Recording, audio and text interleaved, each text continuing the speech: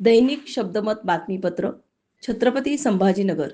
Waluj MIDCतील Bajaj auto कंपनीच्या गेटवर आज 11 ऑगस्टच्या सकाळपासून मोठा गोंधळ सुरू असून कमवा अन शिका योजनेतील शेकडो प्रशिक्षणार्थी आक्रमक झाले आहेत. त्यांनी कंपनीवर गंभीर आरोप करत निदर्शने सुरू केली आहेत. त्यामुळे औद्योगिक वर्तुळात खळबळ उडाली आहे. कमवा आणि शिका योजनेत 3 वर्षाचे काम पूर्ण केल्यानंतर पदवी देण्याचे आश्वासन कंपनीने दिले होते. कमवा आणि शिकाच्या नावाखाली कामगारांप्रमाणे काम करून घेऊन केवळ स्टायपेंडवर राबवून घेतल्याचा आरोप विद्यार्थ्यांनी केला आहे. 2024 मध्येच अनेक विद्यार्थ्यांची कागदपत्रे नामंजूर झाली असतानाही याची कंपनीने त्यांना कोणतीही कल्पना दिली नाही. जुलै 2026 मध्ये ही बाब समोर आल्याचे सांगण्यात येत आहे.